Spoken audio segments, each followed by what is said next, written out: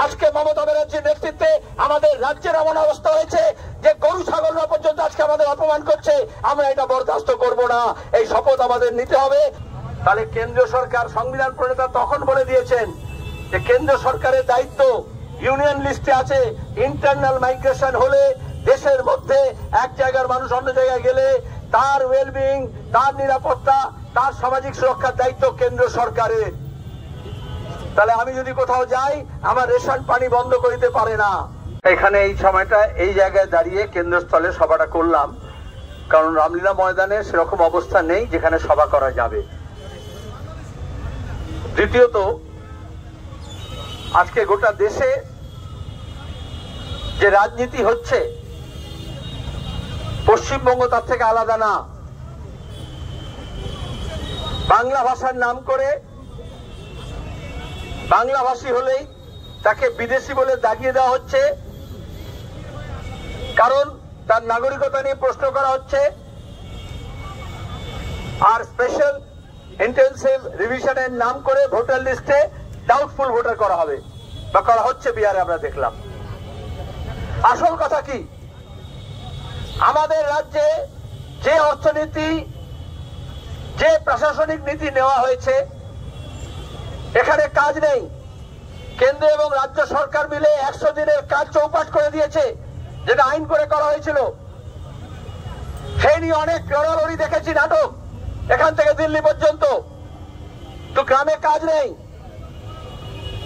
তারপরে দীর্ঘদিন ধরে এখানে আন্দোলন সংগ্রামের মধ্য দিয়ে, প্রশাসনিক ব্যবস্থার মধ্য দিয়ে গ্রাম থেকে শহরে যে পলায়ন, সেটা আটকানো গিয়েছিল। গ্রামে কাজ সৃষ্টি করে ফুড ফর ওয়ার্কস দিয়ে শুরু হয়েছিল, ভূমি সংস্কার হয়েছিল, সেচের ব্যবস্থা হয়েছিল, 1 ফসলি জমিকে 2 ফসলি 3 ফসলি করা হয়েছিল। এখন দেখবেন স্কুল খাঁকা করছে, স্কুল বন্ধ হচ্ছে, ড্রপ আউটস হচ্ছে। আজকেও কাগজ রেখেছেন উইমেন ট্রাফিকিং, মেয়ে পাচার হচ্ছে। আর অন্যদিকে কাজের সন্ধানে বিভিন্ন রাজ্যে লোকে যাচ্ছে। শুধু বিভিন্ন রাজ্যে যায় না, বিভিন্ন দেশ থেকে অন্যান্য দেশে যায়। এক জায়গা থেকে আরেক জায়গায় মানুষের হিউম্যান মাইগ্রেশন হয়, অতীতে হয়েছে। এভাবেই আমাদের বড় বড় নগর শহর গড়ে উঠেছে। দিল্লি কি শুধু পাঞ্জাবির? দিল্লি কি শুধু হিন্দিভাষীর? দিল্লি কি শুধু দিল্লিবাসীর? গোটা দেশ গড়েছে। কলকাতা কি শুধু বাংলার? একসময় গোটা পৃথিবী, গোটা এশিয়া, গোটা দেশের মানুষ এই কলকাতা গড়ে তুলেছে। এভাবেই কসমোপলিটন কালচার গড়ে ওঠে। আমাদের দেশের স্বাধীনতা আন্দোলনে আমরা এটা স্বীকার করেছি। অনেক আন্দোলন সংগ্রামের মধ্যে দিয়ে ঐক্য গড়ে উঠেছিল, যেটা এটা একটা বহুভাষিক দেশ, কোন একটি ভাষা না। এটা আমাদের মুখ্যমন্ত্রীকে বুঝতে হবে। ইন্ডিয়া ইজ এ মাল্টিলিঙ্গুইস্টিক স্টেট, যেটা আরএসএস বিজেপি স্বীকার করে না। ওরা মনে করে এক জাতি, এক ধর্ম, এক ভাষা। কিন্তু আমাদের এখানে নানা ভাষা, নানা মত, নানা পরিধান, বিবিধের মাঝে দেখো মিলন মহান। এই বৈচিত্র্যকে স্বীকার করে না আরএসএস, আরএসএস এর রাজনীতি। এই জন্য গোটা দেশে আরএসএস বিজেপিকে কেউ ছুতো না। আমাদের মুখ্যমন্ত্রী প্রথম পশ্চিমবঙ্গ থেকে আরএসএস কে ডেকে নিয়ে এলেন বামপন্থীদের বিরুদ্ধে লড়াই করবেন বলে। বলেছিলেন আরএসএস অচ্ছুত নয়, আর বিজেপি আমার ন্যাচারাল অ্যালাই। আচ্ছা, বিজেপি আসবে, বিজেপি রাজনীতি আসবে না। আর এখন বলছেন আমি বাংলা ভাষা নিয়ে আন্দোলন করব। আরে আন্দোলন করে মানুষ। বিরোধীরা যাদের কণ্ঠস্বরকে বন্ধ করা হচ্ছে কেন্দ্র এবং রাজ্য সরকার মিলে। এই যে 9 জুলাই গোটা দেশের শ্রমজীবী মানুষ, খেটে খাওয়া মানুষ, কোটি কোটি মানুষ রাস্তায় নামলেন, ধর্মঘট করলেন কেন্দ্র সরকারের, বিজেপির, মোদী সরকারের নীতির বিরুদ্ধে। সরকার কি করে? পুলিশকে নামিয়ে দমন করার চেষ্টা করে। তাতে তো সামিল হলেন না। সেটা তো রুটি রুজির প্রশ্ন ছিল। আপনারা শুনলেন শ্রমকোডের বিষয় ছিল, কৃষকের ফসলের দামের প্রশ্ন ছিল, বেকারের কাজের দাবি ছিল। কিন্তু আমরা দেখলাম নির্লজ্জ দালালি করলেন এই জুলাই মাসের 9 তারিখে পুলিশকে দিয়ে কেন্দ্র সরকারের হয়ে। আর এখন বলছেন আমি ভাষা আন্দোলন করব। ভাষা আন্দোলন পূর্ব বাংলায় হয়েছিল এই বাংলা ভাষা নিয়ে। তবেই মুক্তিযুদ্ধ, তারপরে হচ্ছে নতুন দেশের গঠন।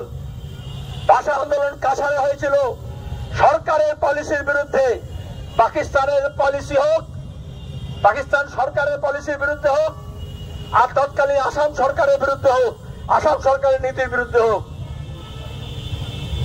এখন দাঁড়িয়ে উনি যে কাজটা চিফ সেক্রেটারি দিয়ে করানো উচিত, এত কোটি টাকা মাইনে দেওয়া হয়, লক্ষ টাকা, এতগুলো প্রাক্তন সব চিফ সেক্রেটারিকে পুষছেন টাকা দিয়ে, তাহলে ওনার তো বিভিন্ন রাজ্যের চিফ সেক্রেটারিকে লেখা উচিত, সেই চিফ সেক্রেটারিগুলোর সঙ্গে যোগাযোগ করা উচিত যে সংবিধান অনুযায়ী এদেশের যে কোনো নাগরিক যে কোনো রাজ্য থেকে যে কোনো রাজ্যে যেতে পারে এবং বসবাস করতে পারে। 370 ধারা বাতিল করে এটাই বলেছিল যে কাশ্মীরে বিশেষ অবস্থা আছে, সেখানে অন্য জায়গা থেকে লোকে গিয়ে জমি কিনতে পারে না। মোদি নাকি এমন আইন করে দিয়েছে, এবার সবাই গিয়ে সেখানে ঘর বাড়ি বানাবে, জমি কিনবে। আর অন্যদিকে আরএসএস বলছে তুমি এখানে বাংলা ভাষায় কেন কথা বলো, তুমি ভিনদেশী, তুমি রোহিঙ্গিয়া, তুমি বাংলাদেশী। কালকেও গুরগাঁওতে কত মানুষকে থানায় পুলিশ নিয়ে গিয়ে বসে দিয়েছে, কোনো নিয়ম মানছে না, কোনো কাগজ মানছে না। আমরা দেখছি গুরগাঁও থেকে, গুজরাট থেকে, আসাম, মধ্যপ্রদেশ, রাজস্থান, হরিয়ানা, মহারাষ্ট্র, ছত্তিশগড়, মধ্যপ্রদেশ, যেখানে যেখানে বিজেপি, ওড়িশা বিজেপি রাজ্য আছে, সরকার আছে, তারা এই আক্রমণ বেশি করে হানছে। তাহলে আমাদের রাজ্য সরকারকে প্রশাসনিক ব্যবস্থা নিতে হয়, মঞ্চ বেঁধে মিছিল করে বক্তৃতা করে না, ক্যাকাছিচি করে না। আমাদের রাজ্যের অবস্থা কেমন করেছে, এখানকার রাজনীতির অবস্থা এমন করেছে, এখানকার গ্রামীণ অর্থনীতি কেমন ভেঙেছে, এখানকার প্রশাসনিক কাঠামো কেমন ভেঙেছে, যে রাজ্য থেকে দলে দলে ড্রপ আউট হচ্ছে আর ভিন রাজ্যে যাচ্ছে। আর বিজেপি কি বলছে, এটা হচ্ছে বাঙাল না কাঙাল। ভারতীয় জনতা পার্টি কোন সাহসে পশ্চিমবঙ্গে রাজনীতি করে, গোটা বাঙালি জাতিসত্তাকে অপমান করছে। অনেকে মনে করেছিলেন প্রথমে যখন সিএনআরসি নিয়ে এসেছিল এটা তো বাঙালি মুসলমানদের বলছে। দিলীপ ঘোষ বলেছিল যারা লুঙ্গি পরে তাদেরকে বার করে দেবো। বিজয়বর্গী বলেছিল যারা মুড়ি খায়, যারা চিড়ে খায় তারা বাংলাদেশি। তার মানে কি, আরে আমাদের পোশাক আলাদা, খাদ্য অভ্যাস আলাদা, ভাষা আলাদা, উপাসনা পদ্ধতি আলাদা, উপাসনা গৃহ আলাদা আলাদা, কিন্তু সব মিলে আমাদের দেশ এক। এই যে ফেডারেল স্ট্রাকচার, যুক্তরাষ্ট্রীয় কাঠামো এই জন্যই হয়েছিল। আমরা দেখিনি বিজেপি যখন কর্ণাটকে উত্থান করছিল গত শতাব্দীর শেষের দিকে, তখন কন্নড় এবং তামিলের মধ্যে দাঙ্গা লাগিয়েছিল। তখন কন্নড়িগা নাম করে আমরা দেখেছিলাম দিল্লিতে, ব্যাঙ্গালোরে কিভাবে উত্তর পূর্ব ভারতে যারা মানুষ গিয়েছেন, মণিপুর, মিজোরাম, নাগাল্যান্ড, আসাম, ত্রিপুরার, তাদের উপর আক্রমণ করা হয়েছিল চেহারা দেখে। মোদি পর্যন্ত বক্তৃতা করে চীন বিরোধী বক্তৃতা করার জন্য বলছেন এদের চোখ টানা টানা, চোখ খোলে না। তাহলে এটা একটা নতুন বর্ণ বৈষম্যবাদ, আপাথেইড, আদারিং, যেখানে দাঁড়িয়ে আমার মতো নয়, পিপল নট লাইক আস, এইভাবে ভাগ করা হচ্ছে। আর রাজায় রাজায় যুদ্ধ হয়, উলু খাগড়া প্রাণ যায়। সবচেয়ে প্রান্তিক মানুষ যারা এখানে কাজ না পেয়ে অন্য রাজ্যে গিয়ে কাজ করছে, মাইগ্রেন্ট লেবারার, পরিযায়ী শ্রমিক, একেবারে দিনমজুর, একেবারে অসংগঠিত শ্রমিক, নির্মাণ শ্রমিক, তাদের উপর আক্রমণ আনা হচ্ছে। এটা যদি কেউ মনে করেন এটা তো ওদের ব্যাপার, ওদের ব্যাপার না। এইভাবেই শুরু হয়। এই যে এসআইআর করছে, আমরা জানি আসামে মঙ্গলদৈ উপনির্বাচনে 78-এ ওখানকার আরএসএস উগ্র জাতীয়তাবাদের নাম করে বলেছিল এখানে বাংলাদেশি ভোটার আছে, এই জন্য মঙ্গলদৈ উপনির্বাচন হবে না। আর তারপরে আসু, তারপরে এজিপি, তারপরে বাঙালি খেদাও, তারপরে আসাম আন্দোলন। আজকে তারা কোথায় গেল? ঝাঁকের কই ঝাঁকে মিশে গেছে, সব বিজেপিতে সামিল হয়েছে। আর তবেই আজকে হেমন্ত বিশ্ব শর্মার সাহস হয় যে জনগণনায় যদি কেউ মাতৃভাষা বাংলা বলে তাকে বিদেশি বলা হবে। কোন সাহসে বলছেন? আমাদের সংবিধানে 8ম তফসিল আছে যেখানে দাঁড়িয়ে বিভিন্ন ভাষাকে স্বীকৃতি দেওয়া হয়েছে। আসলে আরএসএস এর মন গড়া কথা এটা। এবং সেটা ওরা আস্তে আস্তে বিশ্বাস শুধু করে না, হোয়াটসঅ্যাপ ইউনিভার্সিটি থেকে বাকিদের বিশ্বাস করিয়েছে। হিন্দি হিন্দু হিন্দুস্তান, ভাগো মুসলিম পাকিস্তান, আগে এটা বলতো। আর এখন তাহলে বাংলা যদি কেউ ভাষা বলে, তার আগে বাংলাদেশি অনুপ্রবেশকারী বলেছে, তারপরে রোহিঙ্গা বলেছে, তারপরে বাংলাদেশ বিদ্বেষ তৈরি করেছে, মিডিয়াকে ব্যবহার করে ঘৃণা ছড়িয়েছে, তারপরে কাউকে দেখে দিলেই মানুষ বলবে যাকে বাবা ওরা খুব বিপদ করতে এসেছিল, আমরা বেঁচে গেলাম। আসলে প্রজাতন্ত্রকে যখন স্বৈরতন্ত্রে রূপান্তরিত করে, গণতন্ত্রকে শেষ করে যখন এই নয়া ফাঁসিবাদী চরিত্র ফুটে উঠছে, তখন এই আদারিং করে, যেরকম আমেরিকায় করছে, যারা অভিবাসন করে গেছে, ছাত্র গেছে তাদেরকে তাড়াচ্ছে, কাজ করতে গেছে তাদেরকে হাতকড়া পরিয়ে ছাড়াচ্ছে ঘৃণিত ভাবে, এয়ারপোর্টে ধরে ফেলে মারছে।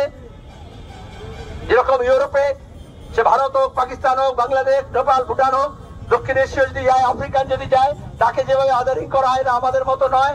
এটা হচ্ছে ফাঁসিবাদী চরিত্র। আমাদের এখানেও সেইভাবে একটা রাজ্যের সঙ্গে অন্য রাজ্য করছে। আমরা মনে করতে চাই মুখ্যমন্ত্রী এবং প্রধানমন্ত্রীকে, সংবিধান অনুযায়ী আমাদের দায়িত্ব ভাগ আছে, নির্বাচিত সরকারের রাজ্য তালিকা আছে, কেন্দ্র তালিকা আছে, যুগ্ম তালিকা আছে। দেশের ইন্টারনাল মাইগ্রেশন, যে অর্থনীতি আমরা নিয়েছি শিক্ষার জন্য, কাজের জন্য, স্বাস্থ্যের জন্য, এক রাজ্য থেকে আর এক রাজ্যে মানুষ যাবে, আরো বেশি সেটা বাড়বে। তাহলে কেন্দ্রীয় সরকার, সংবিধান প্রণেতা তখন বলে দিয়েছেন যে কেন্দ্র সরকারের দায়িত্ব ইউনিয়ন লিস্টে আছে, ইন্টারনাল মাইগ্রেশন হলে দেশের মধ্যে এক জায়গার মানুষ অন্য জায়গায় গেলে তার ওয়েলবিং, তার নিরাপত্তা, তার সামাজিক সুরক্ষার দায়িত্ব কেন্দ্র সরকারের। তাহলে আমি যদি কোথাও যাই, আমার রেশন পানি বন্ধ করিতে পারে না, আমি ভারতবাসী। এটা হচ্ছে ইউনিটি।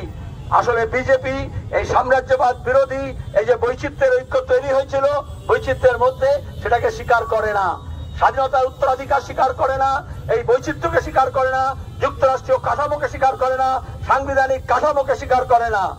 তাহলে আজকে দাঁড়িয়ে প্রশাসনিক স্তরে রাজ্য সরকারকেও এটাকে টেক আপ করার কথা, রাস্তায় দাঁড়িয়ে ভোট নয়। মমতা ব্যানার্জি বলছেন আমি বাংলা ভাষা নিয়ে আন্দোলন করব, 26-এর বিধানসভা নির্বাচন পর্যন্ত আন্দোলন চলবে। তাহলে বোঝা যাচ্ছে এটা নির্বাচনের ইস্যু মনে করছেন ভোট করানোর জন্য। আর তাহলে বিজেপিকে আমরা এটাই বলছি, বিহারের ভোট আছে, এসআইআর করছে, বাংলার ভোট আছে, এখন এইভাবে বাঙালি নিধনে নেমেছে, বাংলাভাষীদের উপর হেনস্থা করছে। তাহলে বিজেপি আর তৃণমূলের রাজনীতি এক, এটা অনেকে মনে করেন না, এটা বুঝতে হবে। দুটো আলাদা আলাদা প্রয়োগ, কিন্তু প্রজেক্ট একটাই। 26-এর নির্বাচনের আগে বিভাজন করো, মানুষের মধ্যে অসুরক্ষা, নিরাপত্তাহীনতা, পরে বলো কে বাঁচাবে? দেশে বলবে মোদি হ্যাঁ 56 ইঞ্চি, আর মমতা বলবে আমি আছি রাজ্যে। সুতরাং এই ভয় থেকে মুক্ত করতে হবে মানুষকে। আমাদের এখানে শুধু মিছিল শেষ নয়, অনেকক্ষণ ধরে বললাম, আমাদের একেবারে পাড়ায় মহল্লায় গিয়ে বলতে হবে, যেটা নির্বাচিত সংস্থা, পঞ্চায়েত, পুরসভা, তাদের দায়িত্ব তারা পালন করছে না, তাদের হাত থেকে ক্ষমতা নেওয়া হচ্ছে, কেন্দ্রীয় ভবন হচ্ছে, চিফ সেক্রেটারি ঠিক করবে পাড়ায় পাড়ায় কি হবে। ওই যে 10 লাখ টাকা দেবে বলেছে, তাহলে বিকেন্দ্রীকরণের বিরুদ্ধে। যুক্তরাষ্ট্রীয় কাঠামো কেন্দ্রীয় সরকার ভাঙছে, রাজ্য সরকারও ভাঙছে। রাজ্যের হাতে যেমন ক্ষমতা চাই, জেলার হাতে চাই, ব্লকে চাই, পঞ্চায়েতে চাই, সেই সবটাকে লোপাট করে দিচ্ছে। আমি এর বেশি কথা বাড়াবো না, আমাদের ঘৃণা আমরা উগড়ে দিচ্ছি এবং আরএসএস, বিজেপি, সাং পরিবারের কাছে দাবি জানাচ্ছি যে তাদের মধ্যে ন্যূনতম মর্যাদা বোধ থাকে, আর যদি বাংলার বাঙালির রক্ত তাদের মধ্যে থাকে, তাহলে হেমন্ত বিশ্ব শর্মাকে ক্ষমা চাইতে হবে। এই দাবিতে তাদেরকেও সোচ্চার হতে হবে, কারণ তারা বাংলা ভাষাকে অপমান করেছে, বাঙালিকে অপমান করেছে, সংবিধানকে অপমান করেছে, সাংবিধানিক ক্ষমতায় আছে। আর দ্বিতীয় কথা হচ্ছে, যদি বিভিন্ন রাজ্যে আমাদের রাজ্যের মানুষ, তাদের উপর যদি শাস্তি নেমে আসে, তাহলে এ রাজ্যেও বিজেপি শান্তিতে থাকতে পারবে না। এই শপথ আমাদের নিতে হবে। এটা শুধুমাত্র ভোটের জন্য, ভোট গ্রহণের জন্য ভাগাভাগি রাজনীতি না। আমরা অতীতেও করেছি, এই বাংলায় এশিয়ার রেনেসা হয়েছিল, অ্যাওয়েকেনিং অফ দ্য ইস্ট হয়েছিল। আজকে মমতা ব্যানার্জির নেতৃত্বে আমাদের রাজ্যের এমন অবস্থা হয়েছে যে গরু ছাগলরা পর্যন্ত আজকে আমাদের অপমান করছে। আমরা এটা বরদাস্ত করব না। এই শপথ আমাদের নিতে হবে, আমাদের ঐক্যবদ্ধ হতে হবে। জাত পাত ধর্ম বর্ণ উত্তর দক্ষিণ নামে ভাগ করলে হবে না। আজকে বামপন্থী দলগুলো এই ঐক্য প্রতিষ্ঠার লড়াই আছে, আপনারা বাকিরা সামিল হবেন এই আবেদন জানিয়ে ধন্যবাদ জানিয়ে শেষ করছি।